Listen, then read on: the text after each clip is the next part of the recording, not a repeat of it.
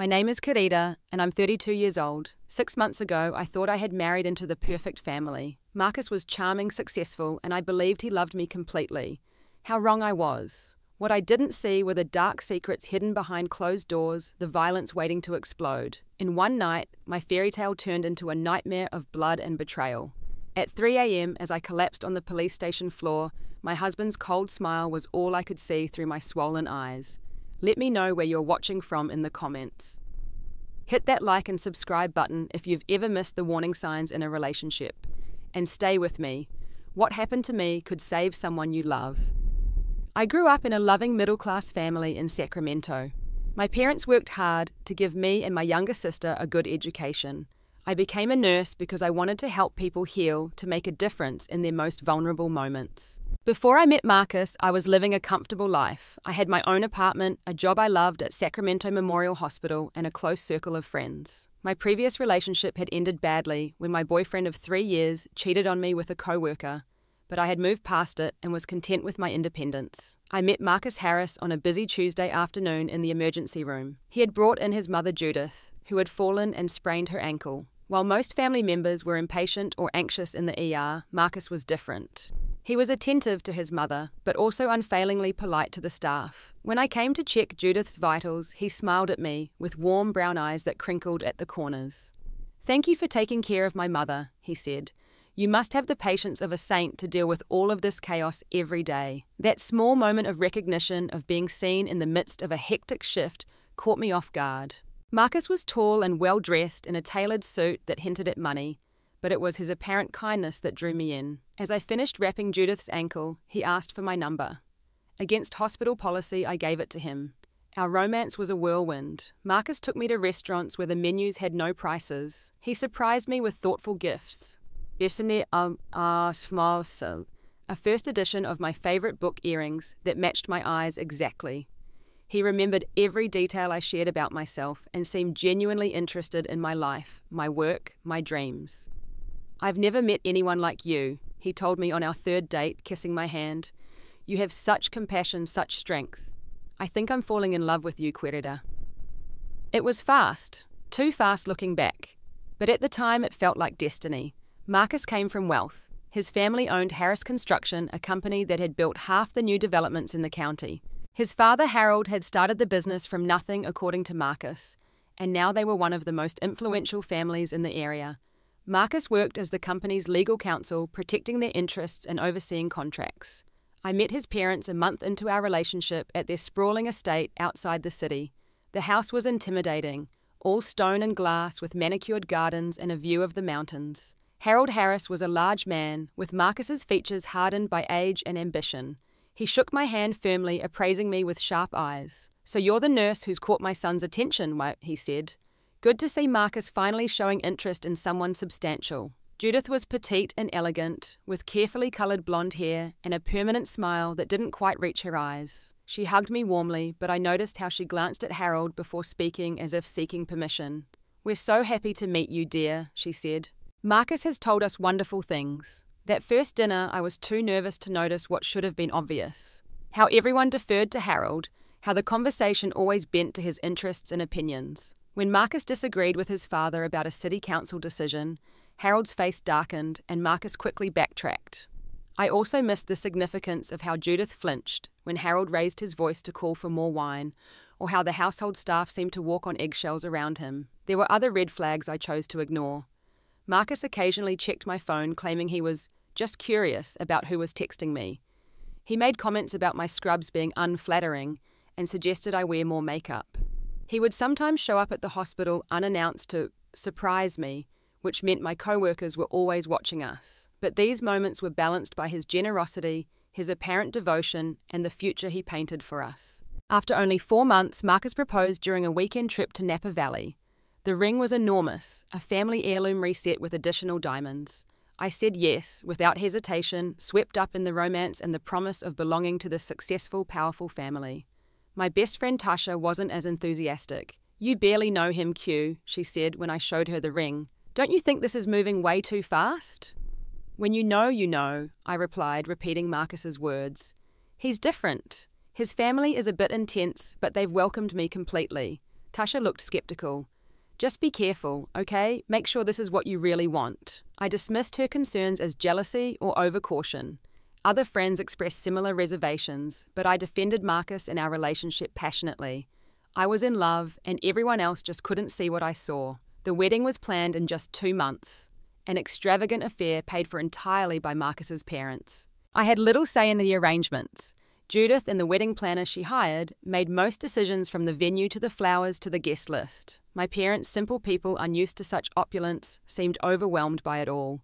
My father looked uncomfortable in his rented tux, and my mother kept smoothing her new dress nervously. "Are you sure about all this, honey?" my mother asked the night before the wedding. "This doesn't seem like the kind of celebration you always talked about." "The important thing is that I'm marrying Marcus," I assured her.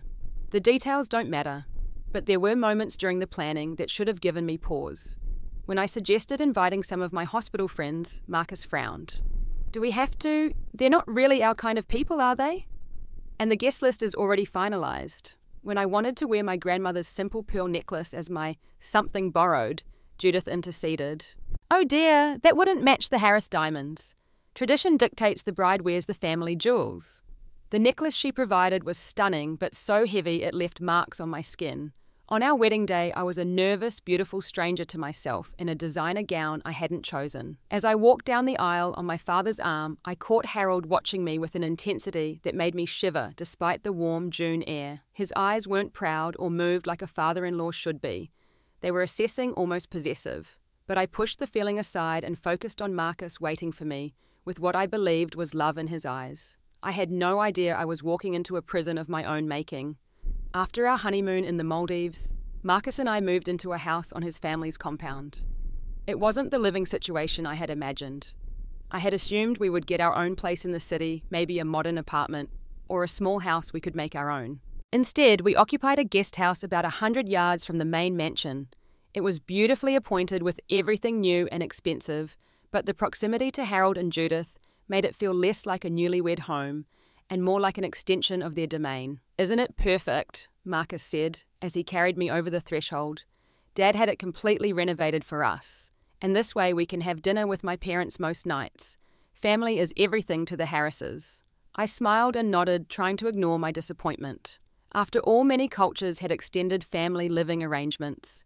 Maybe this would bring us closer together as a family. The changes in our relationship were subtle at first. Marcus began making comments about my wardrobe. Not just my work clothes now, but everything I wore. "That top is a little low cut for dinner with Dad, don't you think? Or those jeans look cheap. I put some new clothes in your closet that are more appropriate for a Harris." "Akanaisen." He started checking in throughout the day, calling or texting to ask where I was, who I was with when I would be home. If I didn't answer immediately, he would call repeatedly until I did. 2 months into our marriage, Marcus suggested I take a break from nursing. "You're always so tired from those long shifts," he said, massaging my shoulders as I sat on the edge of our bed. "And the exposure to all those germs and sick people, it's not healthy.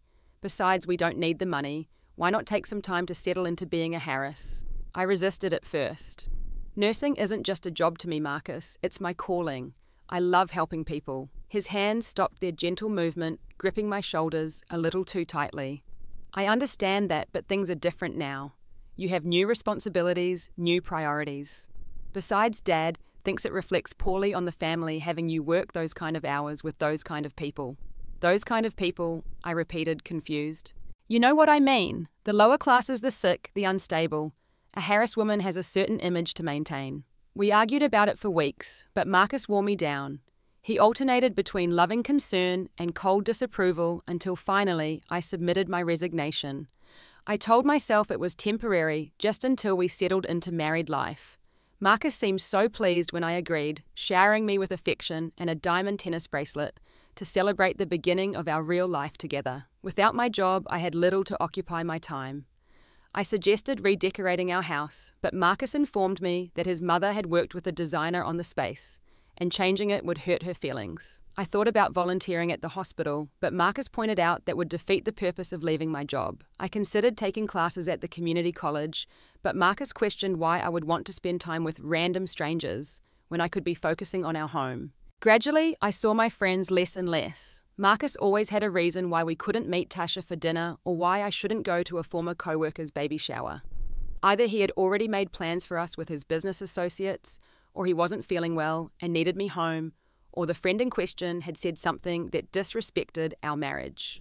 One by one, my social connections withered from neglect. Even more concerning was the financial control. Marcus insisted on managing all our money, giving me an allowance for personal expenses. When I pointed out that I had my own savings from before our marriage, he suggested combining our accounts for simplicity's sake, and was visibly angry when I hesitated. Don't you trust me? Querida, what's mine is yours, and what's yours is mine. That's marriage. His tone made it clear that refusing would indicate a lack of commitment to our vows. I transferred my savings to our joint account the next day. Within weeks, I noticed the money had been moved again, this time to an investment account under Marcus's name only. When I questioned this, he accused me of monitoring him and not trusting his financial judgment. This is why women shouldn't worry about money, he said dismissively. You don't understand these things like I do. Family dinners at the main house became a source of increasing anxiety. Harold dominated every conversation holding court on politics, business, and family matters. His opinions were treated as irrefutable facts, and disagreement was met with contempt or anger. I learned quickly to stay quiet and agree with whatever he said. More disturbing was the way Harold watched me during these dinners. His eyes would linger on my body when he thought no one was looking. He would find reasons to touch my arm or shoulder when passing by his hand, staying just a moment too long. Once when Marcus left the room to take a phone call, Harold leaned close to me. You know, Querida, you really hit the jackpot marrying into this family. Pretty girl like you could go far with the right guidance. His breath smelled of expensive scotch, and his eyes held something that made my skin crawl. I pulled away and changed the subject, telling myself I was overreacting. But the incident left me deeply uncomfortable, and I began dreading any moment alone with my father-in-law. Judith, meanwhile, moved through these dinners like a ghost, anticipating Harold's needs, before he expressed them, laughing at his jokes, yes, whether they were funny or not, and falling silent whenever his mood darkened. I began to notice the careful way she monitored his expressions, how she would quickly refill his glass or change the subject if he showed signs of annoyance. It was like watching an elaborate dance where one misstep could lead to disaster. Even more concerning was how Marcus transformed in his father's presence. My confident, assertive husband became subdued and deferential, seeking Harold's approval on everything from business decisions to what wine to order with dinner. When Harold criticized him, which happened frequently, Marcus accepted the verbal abuse without objection. You've always been soft boy, Harold would say. Thank God you found a firm to take you on as counsel. You'd never make it in real construction with those smooth hands and weak stomach. Marcus would just nod and say, yes sir, like a chastised child.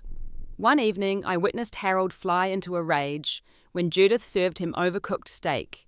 He slammed his fist on the table, making the crystal glasses jump. Are you trying to embarrass me in front of my son and his wife? He shouted. Can't you do one simple thing right, woman? Judith apologized profusely, her hands shaking as she removed his plate. Marcus stared at his lap, saying nothing. When I tried to help Judith, suggesting we all go out for dinner instead, Harold fixed me with a cold stare. Don't interfere in matters that don't concern you, Querida. A wife should know her place. Later, when I tried to discuss the incident with Marcus, he brushed it off. Dad has a temper, but he doesn't mean anything by it. Mom knows how to handle him. That's just how their marriage works. It doesn't seem healthy, I ventured. The way he speaks to her to you.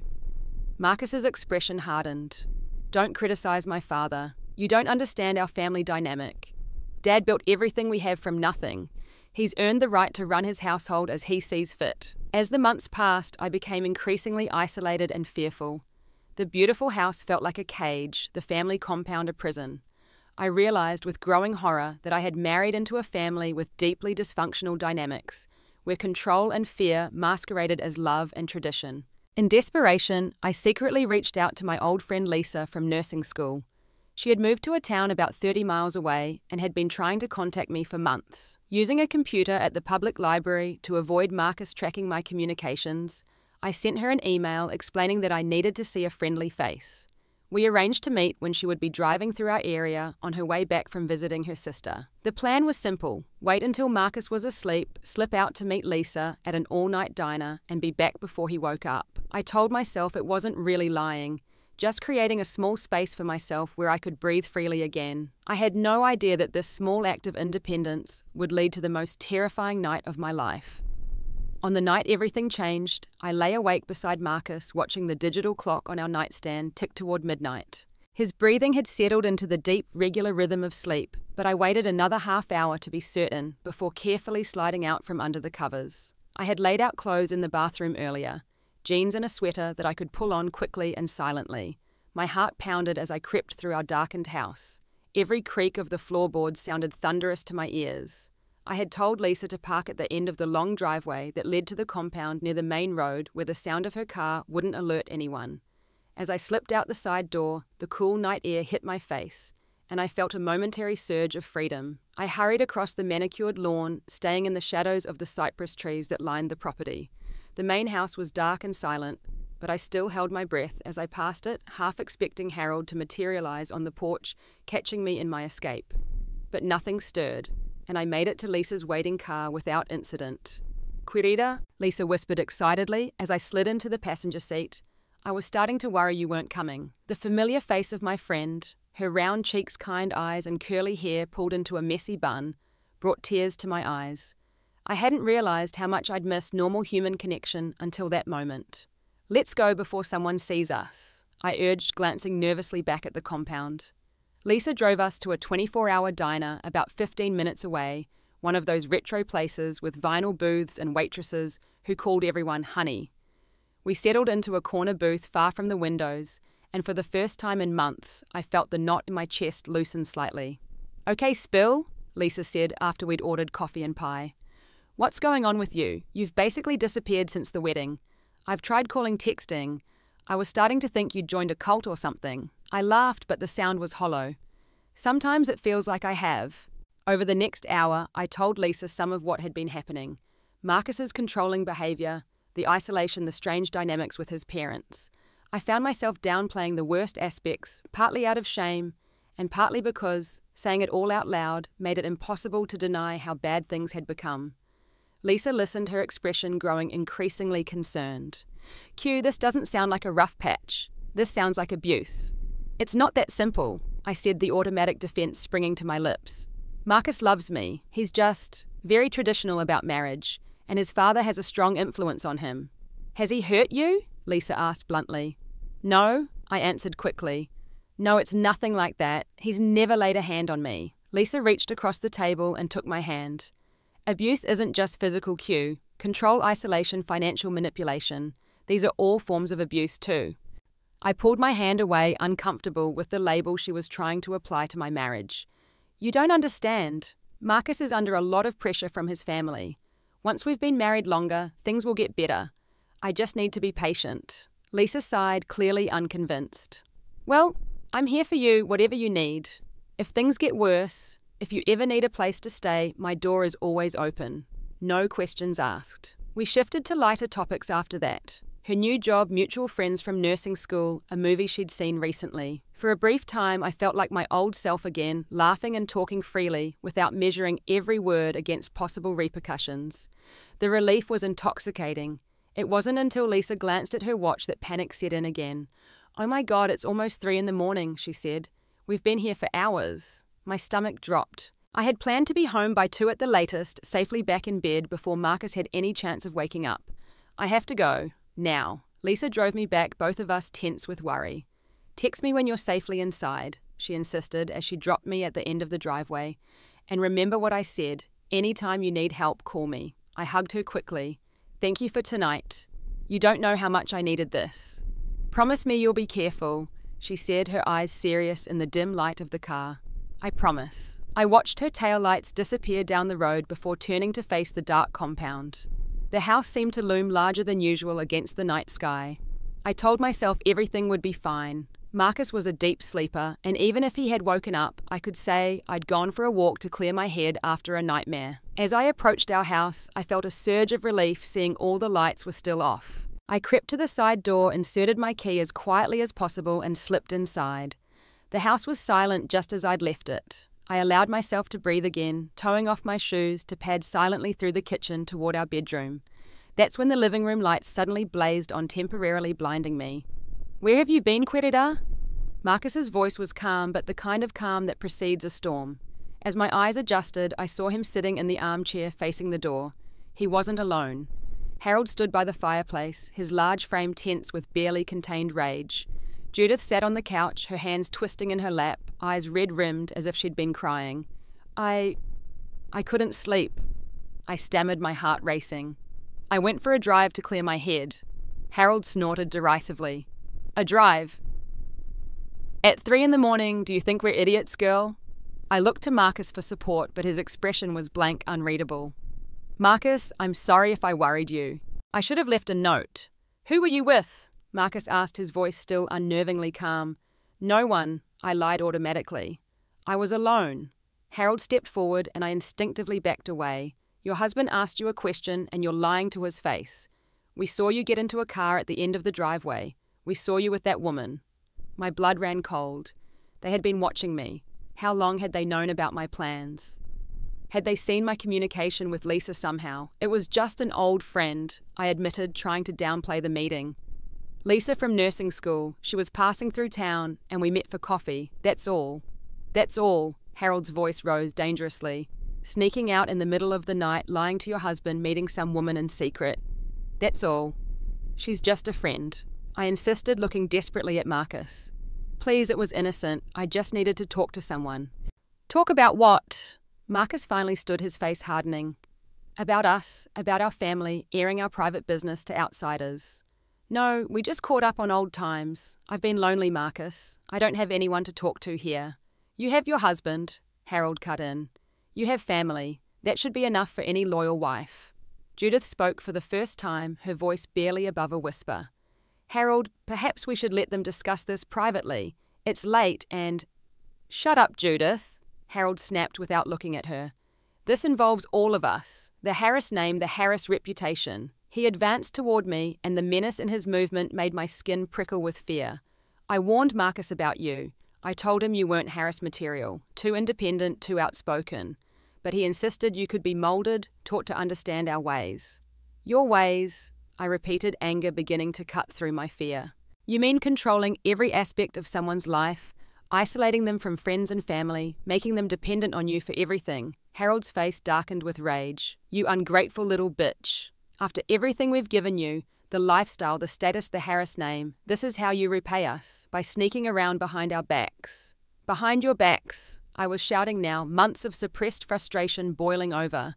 Marcus is my husband, not you. What gives you the right to monitor my movements, to decide who I can see? I turned to Marcus, pleading. Can't you see how wrong this is? We're adults, not children needing his permission. Why are you letting him control our marriage? Marcus remained silent, his expression coldly detached, as if watching a mildly interesting television show, rather than his marriage imploding before his eyes. His lack of response fueled my desperation. Say something, Marcus, stand up to him just once. That's when Harold struck. His open hand connected with my cheek with such force that I staggered backward, the shock of the blow more stunning than the pain at first. The room fell silent except for Judith's small gasp. You do not speak to my son that way in my presence, Harold said, his voice deadly quiet now. You need to learn respect, girl. And if Marcus won't teach you, I will. The first slap left my ears ringing and my cheek burning. I raised my hand to my face in disbelief, unable to process what had just happened. In all my worst fears about this family, I had never imagined physical violence. Marcus, I gasped, turning to my husband. He remained seated, his face a mask of cold detachment. No help would come from that quarter. Harold moved toward me again, and I backed away, bumping into the wall behind me. Stay away from me, I warned, my voice shaking. Don't touch me. He laughed, a sound devoid of humor. Or what? This is family business, querida. And in this family, disobedience has consequences. His next blow caught me on the other side of my face, harder this time. I tasted blood where my teeth had cut the inside of my cheek. The shock was wearing off now, replaced by a primal fear that sharpened my senses. I needed to get out, to reach a phone, to find help. I tried to dart past Harold toward the door, but he caught my arm, yanking me back with enough force to make my shoulder scream in protest. I cried out in pain, which only seemed to fuel his rage. You think you can disrespect this family and just walk away, he growled, twisting my arm behind my back. You need to learn your place. Harold, please. Judith's voice trembled from the couch. She understands now. There's no need for this. Shut up, Harold roared without looking at his wife. This is what happens when we let outsiders into the family. They bring their low-class ways, their disrespect. I won't have it under my roof. I struggled against his grip, panic giving me strength. Let go of me, Marcus, please help me. Marcus finally stood, but not to intervene. He walked calmly to the bar cart and poured himself a drink, as if this was a normal family discussion rather than an assault. She needs to understand how things work in our family, Dad, he said coolly, sipping his scotch. Maybe this will finally get through to her. The betrayal of those words hit harder than any physical blow. My husband, the man who had vowed to love and protect me, was condoning his father's violence. In that moment, I understood with terrible clarity what kind of family I had married into. Harold shoved me hard, and I stumbled into the coffee table, pain shooting through my hip where it struck the corner. Before I could regain my balance, he was on me again, grabbing a fistful of my hair and yanking my head back. "You listen to me, girl," he hissed, his face inches from mine, spittle flying from his lips. "No one leaves the Harris family. No one embarrasses us. You belong to us now, and you'll learn to behave accordingly." I clawed at his hand and my hair, desperate to break free. My nails raked across his wrist, drawing blood. Harold howled in pain and anger, releasing my hair, only to backhand me across the face with such force that I crashed into a side table.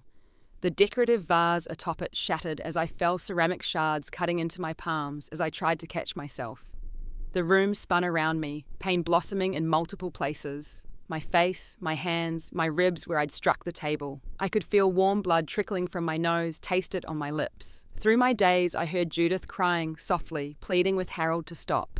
"Look what you made me do," Harold snarled, grabbing my arm and yanking me to my feet. "This is your fault. If you'd been obedient, respectful, none of this would be happening." The classic words of abusers everywhere. Even in my pain and fear, I recognized the twisted logic. This wasn't about my behavior, it was about control, about power. I had challenged Harold's authority over his kingdom, and this was the price. He shoved me against the wall, his forearm pressing against my throat, restricting my airflow just enough to create panic without completely cutting off my breathing, a refinement that suggested this wasn't his first time using such techniques. "Marcus?" I choked out, looking past Harold to where my husband stood, watching, drink in hand. "Please." "You deserve this," Marcus said calmly. "You dishonored this family. You dishonored me." In that moment, I saw Marcus clearly for perhaps the first time.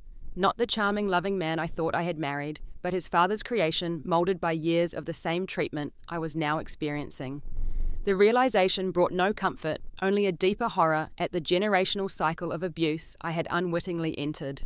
Harold released the pressure on my throat only to slam his fist into my stomach. The air left my lungs in a whoosh, and I doubled over, gasping. Before I could recover, he grabbed my hair again, forcing me to look at him. "This is your last warning," he said, his voice now frighteningly controlled. "From now on, you will obey. You will not leave this property without permission. You will not contact anyone outside the family. You will be the wife Marcus deserves, or next time will be much worse. Understand?" I couldn't speak, could barely breathe through the pain. Harold took my silence as defiance and slammed my head against the wall. Stars exploded behind my eyes, and I felt myself sliding toward unconsciousness. "Answer me," he demanded. "Yes," I whispered, saying anything to make the pain stop. "I understand." Harold released me, and I slumped to the floor, my legs unable to support me.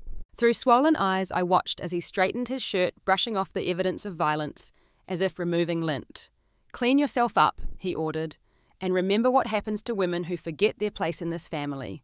He turned to Marcus. "Deal with your wife. Make sure she remembers this lesson." Marcus nodded, his expression still chillingly detached. "Yes, sir." Harold gestured for Judith to follow him, and she rose obediently, avoiding looking at me as they left. The front door closed behind them, leaving me alone with the stranger I had married. Marcus set down his glass and approached me, where I lay crumpled on the floor. I flinched away, expecting more violence, but he simply crouched beside me. "Now you understand," he said softly, almost gently. "This is how it works in our family. Father knows best. Once you accept that, everything will be easier." He reached out to touch my bloodied face, and something inside me snapped. With strength born of pure survival instinct, I shoved him away and scrambled to my feet, ignoring the screaming pain in my body. "Don't touch me," I gasped. "Don't ever touch me again." Marcus's face hardened. "You're being dramatic. Dad lost his temper, but you provoked him. Once you calm down and think rationally, you'll see this was necessary." I stared at him in disbelief. This man who had once seemed so loving was justifying his father's brutal assault. Whatever love I had felt for Marcus died in that moment, replaced by a cold determination to escape. "I need to clean up," I said, forcing my voice to sound defeated. "I'm bleeding on the carpet." Marcus seemed satisfied by my apparent submission. "Go ahead. We'll talk more in the morning when you're thinking clearly again." I limped to the bathroom, locking the door behind me. In the mirror, a stranger looked back at me, face swollen and bruised, blood drying under my nose, and at the corner of my mouth, eyes wide with shock and fear. I ran the water to mask any sounds and quickly grabbed my emergency phone, a prepaid cell I had hidden in a tampon box weeks earlier, sensing I might someday need a lifeline. There was no time to pack, no time for planning. I had to get out now before Marcus realized I wasn't going to submit to this new reality. Steeling myself against the pain, I climbed out the bathroom window, grateful for the single-story design of our house. The night air felt surreal against my battered face as I staggered across the lawn, keeping to the shadows. Every step sent jolts of pain through my body, but fear drove me forward. I had one destination in mind: the garden shed where I had hidden a spare key to my car and some emergency cash intuition, warning me even weeks ago that I might need an escape route. My fingers trembled as I retrieved the key from its hiding place under a loose brick. My car was parked in the garage attached to the main house, too risky to access. But Marcus's second car, the one he rarely used, was parked outside our house. I would have to take it, consequences be damned. Sliding behind the wheel, I said a silent prayer as I started the engine. The sound seemed deafening in the quiet night. I half expected lights to come on doors to open Harold to appear like a vengeful spectre. But nothing stirred as I put the car in drive and crept down the long driveway, headlights off, until I reached the main road. Only when the compound disappeared from my rearview mirror did I allow myself to breathe. But I wasn't safe yet. I needed protection documentation of my injuries, witnesses to what had happened. With shaking hands, I turned the car toward the police station in the neighbouring town, avoiding the local one where Harold likely had connections. Every mile put between me and the Harris compound gave me strength, even as the adrenaline began to fade, revealing the full extent of my injuries. My head pounded, my vision occasionally blurring. I tasted blood and fear, a metallic combination that I knew would haunt my nightmares for years to come. As I pulled into the police station parking lot, a strange calm settled over me. Whatever happened next, I had taken the first step toward freedom. I was no longer a prisoner in that beautiful house with its ugly secrets. I stumbled through the station doors, aware of the officers' shocked expressions as they took in my battered appearance. I opened my mouth to explain, to ask for help, but no words came. My body, having carried me this far on sheer will, finally surrendered to the trauma it had endured. The last thing I remember before collapsing was an officer rushing toward me, radio in hand, calling for medical assistance. As darkness claimed me, Marcus's cold smile floated in my mind, the smile of a man who had watched his wife being beaten and felt nothing but satisfaction. I came to in the back of an ambulance, an oxygen mask over my face, and a paramedic monitoring my vitals. The ceiling swayed and pulsed above me, and I felt disconnected from my body as if floating slightly above it. Pain throbbed in waves, but it seemed distant somehow, like it belonged to someone else. "She's conscious," the paramedic said to someone I couldn't see. "Ma'am, can you tell me your name?" "Querida?" I whispered, my voice muffled by the mask. "Querida Harris." "You're at the Greenfield police station, Querida. You collapsed when you came in. We're taking you to Memorial Hospital. Can you tell me what happened to you?" The events of the night came rushing back. Harold's rage, the beating Marcus, watching without intervention, my desperate escape. Tears welled in my eyes, spilling down my temples into my hair. "My father-in-law," I managed. "He beat me. My husband. He just watched." The paramedic's face remained professionally neutral, but I saw a flicker of anger in his eyes. "You're safe now," he assured me. "There's a police officer with us. He'll want to take your statement when you're able." I nodded slightly, wincing at the pain that shot through my head with the movement. As the ambulance sped toward the hospital, I drifted in and out of awareness, catching fragments of conversation between the paramedic and the officer. Multiple contusions, possible concussion, suspected broken ribs. Domestic violence situation, high-profile family. Need to document injuries thoroughly. At the hospital, things moved quickly. I was wheeled into the emergency room, surrounded by medical staff who worked with efficient compassion. A doctor with kind eyes introduced herself as Dr. Faust. Chen carefully examining my injuries, while a nurse took photographs for medical and legal documentation. You have a concussion. Dr. Chen informed me, 2 broken ribs, a sprained wrist, and multiple contusions. We'll need to do a CT scan to check for internal bleeding, but your vitals are stable, which is a good sign. I'm going to admit you overnight for observation. I nodded, too exhausted and in pain to speak much. After the scans confirmed no internal bleeding or skull fractures, I was moved to a private room where a uniformed officer waited to take my statement. The name on his badge read Officer Ramirez, and his expression was one of professional concern. Ms. Harris, I know this is difficult, but I need to ask you some questions about what happened tonight, he said gently. Can you tell me who did this to you? The hospital bed felt like an island of safety, and I found myself able to speak more freely than I had in months. I told Officer Ramirez everything, not just about the assault, but about the controlling behavior, the isolation, the financial abuse. The words poured out of me, a toxic flood that had been building behind a dam of fear and denial. My father-in-law, Harold Harris, attacked me after I met with a friend without permission. I explained, my voice stronger now despite my injuries. My husband Marcus was present for the entire assault. He did nothing to stop it. In fact, he encouraged it, told me I deserved it. Officer Ramirez took detailed notes, his face revealing nothing. The Harris family, he said carefully. The construction company owners. I nodded immediately, understanding his caution. The Harris family had influence throughout the county. Connections to local government, law enforcement, judiciary. Yes, that's why I came to your precinct, instead of the one closer to their compound. I was afraid. I am afraid they might have influence there. You did the right thing, Mip, he assured me. Domestic violence is taken very seriously here, regardless of who's involved. We'll need to take formal photographs of your injuries for evidence, and I'd like you to write out a statement when you're feeling up to it. A female officer arrived to take the photographs documenting every bruise, every cut, every mark that Harold's rage had left on my body. The process was humiliating, but necessary, and I submitted to it with the grim determination of someone who has nothing left to lose. A social worker named Mia visited next, her warm smile and gentle demeanor a balm to my raw nerves. I'm here to talk about your option, she explained, sitting beside my bed. You don't have to make any decisions right now, but I want you to know that help is available. She explained about restraining orders, domestic violence shelters, victim advocacy services, and support groups. She left brochures and her card, promising to check on me the next day. You're not alone in this, she assured me. What happened to you was not your fault, and you don't have to go through the aftermath alone either. As night fell, a sense of unreality settled over me. Just 24 hours ago, I had been a wife planning a secret meeting with a friend. Now I was a battered woman in a hospital bed facing an uncertain future. The medications dulled the physical pain, but nothing could ease the ache of betrayal, the horror of seeing Marcus's true nature revealed. I called Lisa from the hospital phone, my voice breaking as I explained what had happened after our meeting.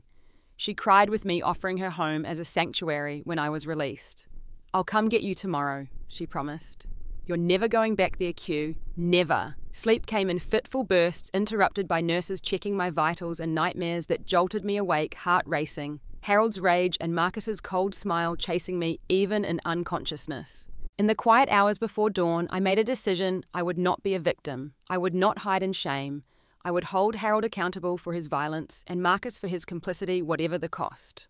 Morning brought a new doctor, more medications, and an unexpected visitor. Detective Sarah Walsh introduced herself as being from the Special Victims Unit, her handshake firm, her gaze direct. I'd like to talk about pressing charges, she said without preamble. The Harris family has a lot of influence in this county, and this won't be an easy road. But what happened to you was a crime, and Harold Harris should face consequences for it. I sat up straighter in the hospital bed, ignoring the pain that protested the movement. I want to press charges, I said, my voice steadier than I expected. Against Harold for the assault, and against Marcus as an accomplice. I want a restraining order against both of them. Detective Walsh nodded, a glimmer of approval in her eyes. Good. I'll help you through the process, but you should know, they'll likely try to discredit you, minimize what happened, use their connections to pressure you into dropping the charges. I won't drop them, I said firmly. I have the truth on my side. What I didn't know then was how powerful the Harris family truly was, or how far they would go to protect their reputation. The battle ahead would test my courage, my resilience, and my faith in justice in ways I could never have imagined. But in that hospital room, making the decision to fight back, I reclaimed something essential that Harold's violence and Marcus's betrayal had tried to destroy. My voice, my autonomy, my right to safety and dignity. The broken, bleeding woman who had collapsed at the police station was beginning to find her strength again, one painful breath at a time. My release from the hospital the next day marked the beginning of a new, uncertain chapter. Lisa arrived as promised, bringing clothes and a fierce protectiveness that brought fresh tears to my eyes. The sight of a friendly face, someone who wanted nothing from me but my well-being, felt like a miracle after months in the Harris household. "You look terrible," she said bluntly, hugging me with careful gentleness to avoid aggravating my injuries. "You should see the other guy." I joked weakly, attempting humor I didn't feel. Lisa didn't smile. "I'd like to see him in prison," she said grimly. A hospital social worker helped me complete the paperwork for an emergency restraining order against both Harold and Marcus. Detective Walsh returned with updates. Officers had been to the Harris compound to inform Harold that charges were being filed against him for assault and battery. Marcus had been notified of the restraining order. Their responses, she told me, had been predictably indignant and dismissive. "Harold claimed you were hysterical and fell during an argument," she reported. "Said you injured yourself and left before they could help you." Marcus backed up his story. I wasn't surprised. "They're lying. I have the injuries to prove it." "Yes, you do," Detective Walsh agreed. "And we have your statement and the photographs. This isn't just your word against theirs. I was discharged with prescriptions for pain medication, instructions for caring for my injuries, and a follow-up appointment scheduled." Lisa helped me into her car, and as we drove away from the hospital, a weight seemed to lift slightly from my chest. I was moving forward away from the nightmare. That fragile sense of relief shattered the next day when my phone rang, displaying the hospital's number. Thinking it was about my follow-up appointment, I answered without hesitation. "Querida," Marcus's voice sent ice through my veins. "We need to talk." "How did you get this number?" I demanded, my hand shaking so badly I nearly dropped the phone. "There's a restraining order. You can't contact me." "Don't be dramatic," Marcus said, his tone reasonable, as if we were discussing a minor disagreement, rather than his complicity in my assault. "This has all gotten out of hand. Father lost his temper, yes, but you provoked him. You know how he gets when he's disrespected." "Disrespected?" I repeated incredulously. "He beat me, Marcus. I have broken ribs, a concussion. And you watched. You did nothing. You needed to learn," Marcus insisted, his voice hardening. "Every family has its own ways of maintaining order. Father may have gone too far, but the principle was sound. You can't just do whatever you want when you're a Harris." His complete lack of remorse or empathy was chilling. This was the man I had married, had planned a future with. I hadn't really known him at all. "I'm pressing charges," I told him firmly, "against both of you. What happened wasn't discipline or a lesson. It was assault, and it was wrong." Marcus's laugh held no humor. "You really think that will work? Do you know who we are in this town? The police chief plays golf with my father every Saturday. The district attorney's office handles all our company's legal work. You're nobody, Querida. A nurse who married above her station. No one will believe you over us." His words were meant to intimidate, to remind me of my powerlessness against the Harris family's influence. Instead, they strengthened my resolve. "We'll see about that," I said, and hung up. I reported the call to Detective Walsh immediately. She seemed unsurprised but concerned. "He violated the restraining order," she noted. "That's another charge. But he's right about one thing. The Harris family has deep connections here. This won't be easy." She suggested I move to the domestic violence shelter until the initial hearing. "It's more secure than your friend's place," she explained. "And they have resources to help you through this process." The shelter was nothing like I had imagined. Not a grim institutional space, but a secure house in a residential neighborhood with private rooms, communal living areas, and staff available around the clock. The other women there welcomed me without prying, respecting the unspoken understanding that we were all there for similar reasons, all carrying similar wounds. During my first week there, Marcus sent flowers to Lisa's apartment, where he apparently thought I was staying. The card read simply, "Come home, all is forgiven." The message chilled me to the bone, not just because of its presumption that I had done something requiring forgiveness, but because it meant he was watching, waiting, expecting me to break. The preliminary hearing was scheduled for the following week. My attorney, provided by a victim advocacy group, prepared me for what to expect. They'll try to paint you as unstable, possibly violent yourself, she warned. They'll bring up anything they can to discredit you. Past relationships, mental health, anything they can twist. I have nothing to hide, I assured her, though the prospect of having my life dissected in court terrified me. The morning of the hearing, I dressed carefully in clothes borrowed from the shelter's donation closet. A modest navy dress and low heels that projected competence and stability. My bruises had begun to fade from angry purple to sickly yellow-green, but were still clearly visible, despite my attempts to cover them with makeup. Entering the courthouse, I felt a shock of recognition when I saw Marcus and Harold in the hallway deep in conversation with their attorney. They both wore expensive suits and expressions of aggrieved innocence. When Marcus spotted me, he took a half step in my direction before Detective Walsh moved to stand between us. A physical reminder of the restraining order. The hearing room seemed to shrink when I took the stand. Under my attorney's gentle questioning, I recounted the events of that night. The secret meeting with Lisa being confronted upon my return. Harold's escalating rage and violence, Marcus's passive approval. I described each blow, each threat, my desperate escape and collapse at the police station. During cross-examination, the Harris family's attorney, a sharp-featured man with calculating eyes, attempted to undermine my credibility. Isn't it true, Mrs. Harris, that you have a history of emotional instability, that you voluntarily left your nursing career because you couldn't handle the stress? No, I answered firmly. I left my job because Marcus insisted, saying it reflected poorly on the family for me to work. And these injuries? He continued, gesturing dismissively. Isn't it possible you sustained them when you crashed Mr. Harris's car, which you took without permission? No, I repeated. I was injured before I left the house. That's why I went to the police station, to report the assault. On and on it went, the attorney twisting facts, suggesting alternate explanations, implying I was mentally unstable, possibly even violent myself. Through it all, I held firm to the truth, though my voice sometimes shook with emotion or fatigue. When Harold took the stand, he presented himself as a concerned father-in-law, worried about my increasingly erratic behavior and disrespect for family traditions. He claimed I had become hysterical when confronted about my midnight excursion, had physically attacked him, and had injured myself in the process. I barely touched her, he insisted, his expression one of wounded dignity, just restrained her when she came at me. Everything else, those injuries, she must have done that when she crashed Marcus's car or before she came to the police. I would never harm a woman like that. Marcus's testimony echoed his father's, painting me as unstable and aggressive himself as the patient, concerned husband. I still love my wife, he told the court, his eyes finding mine with a look of such seemingly genuine concern that for a moment I questioned my own memories. I want her to come home so we can work through this together. It was a masterful performance, and I could see uncertainty on some faces in the courtroom.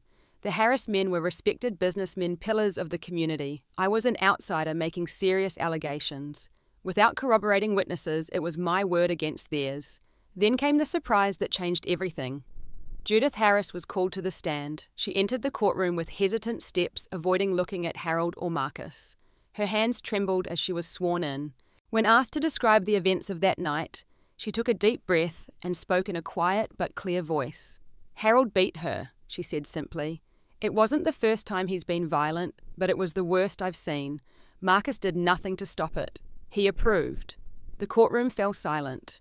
Harold's face darkened with fury, while Marcus looked stunned at his mother's betrayal. Judith continued describing in detail what she had witnessed, corroborating my account exactly. She also revealed a history of abuse in the Harris household, Harold's violence toward her over their 30-year marriage, the way Marcus had been raised to view such behavior as normal and justified.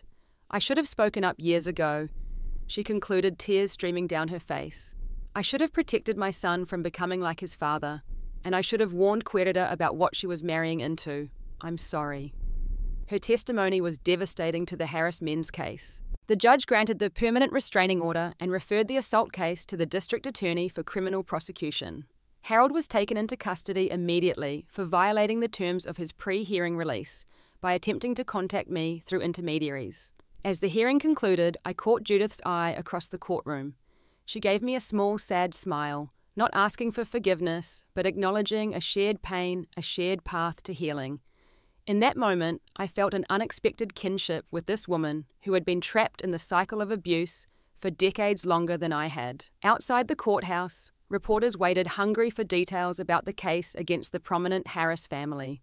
Detective Walsh shielded me from their questions, hustling me to a waiting car.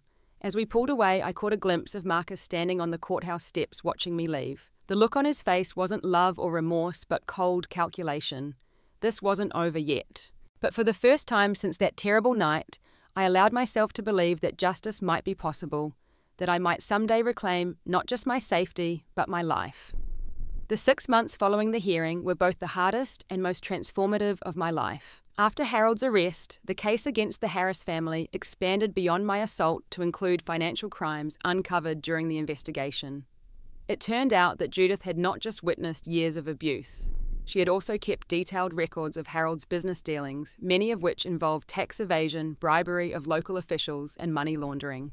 Insurance, she explained when she gave these documents to Detective Walsh. I always knew there might come a day when I needed protection from Harold. I just never found the courage to use it until now. The district attorney, initially hesitant to pursue charges against such a powerful family, became much more enthusiastic when presented with evidence of corruption that implicated several public officials. Suddenly, the Harris case was no longer just about domestic violence, but about bringing down a network of corruption that had operated unchecked for years. I remained at the domestic violence shelter for weeks, afraid to stay with friends or family who might be targeted by Marcus or his associates. The shelter became a sanctuary where I could begin to heal both physically and emotionally. Group therapy sessions with other survivors helped me understand that the shame I felt was not mine to carry, that the violence I had experienced was never justified or deserved. My attorney helped me file for divorce, a process complicated by Marcus's attempts to control our joint assets. He froze. Accounts claimed ownership of property I had brought into the marriage and delayed proceedings with constant legal maneuvers. I had to accept that the financial security I had briefly enjoyed as Marcus's wife was gone, but the freedom from fear was worth any material loss. Lisa remained a steadfast support, visiting regularly and helping me begin to rebuild my life.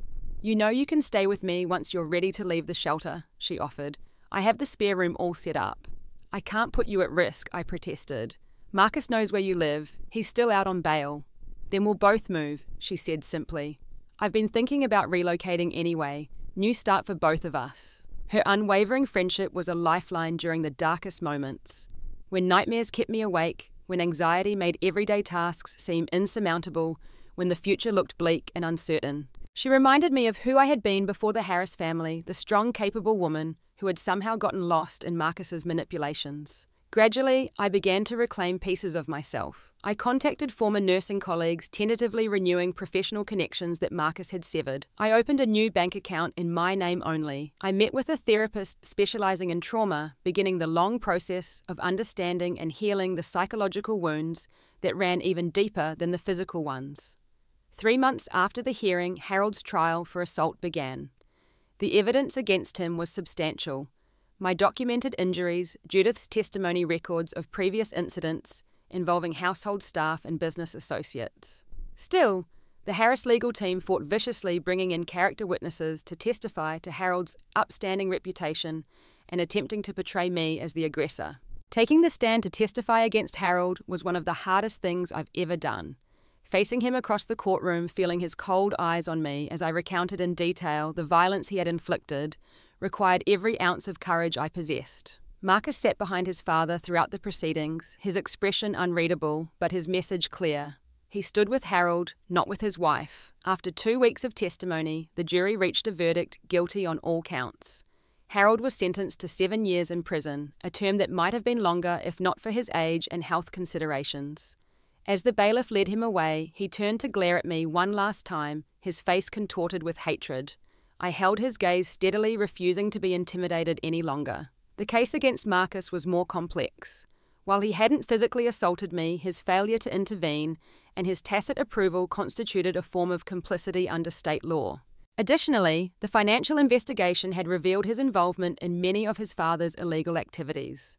In the end, rather than face trial, Marcus accepted a plea deal, 3 years probation for his role in my assault, and a suspended sentence for the financial crimes in exchange for his testimony against other involved parties. The day his plea was finalized, I received a letter from him passed through our respective attorneys. I almost didn't open it, afraid of what manipulation or threats it might contain. When I finally did, I found not an apology, but a justification. "You could have had everything," he wrote. "All you had to do was learn your place in the family. What happened that night was regrettable, but necessary. One day you'll understand that discipline is a form of love. I still consider you my wife."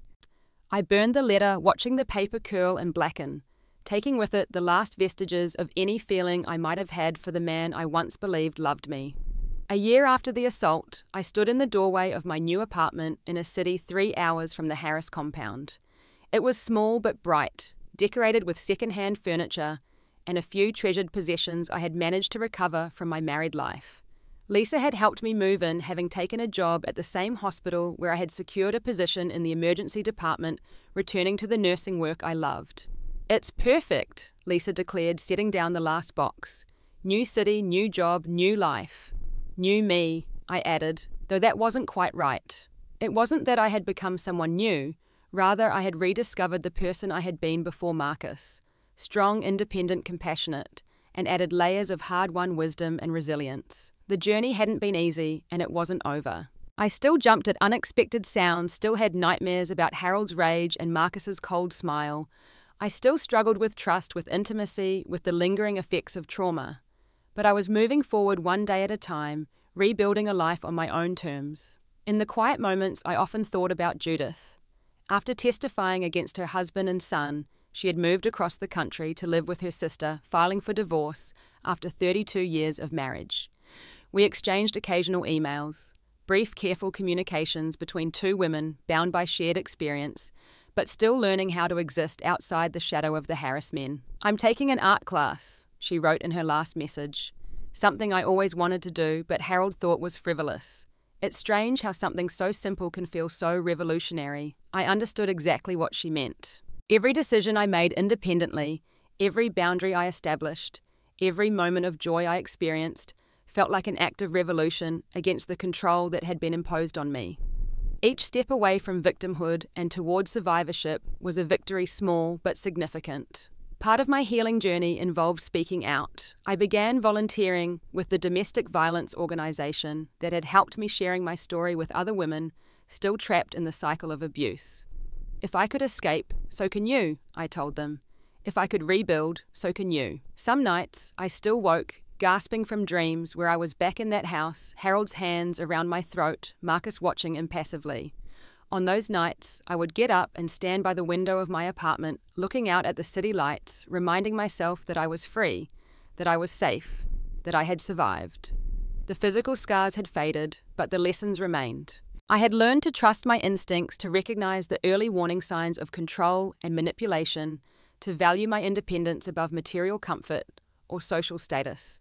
Most importantly, I had learned that leaving an abusive situation isn't a single act but a process, one that requires courage, support, and relentless hope. Today, when I look in the mirror, I no longer see the broken woman who collapsed on the police station floor, blood on her face and despair in her heart. I see a survivor, a warrior, a woman who walked through fire and emerged stronger.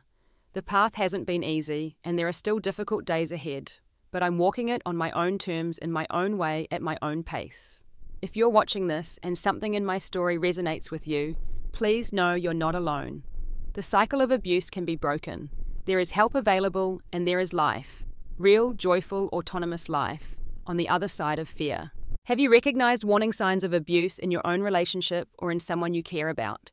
Share your experiences in the comments. Your story might be the lifeline someone else needs. And please like, subscribe, and share this video to help spread awareness about domestic violence. Your support could literally save a life.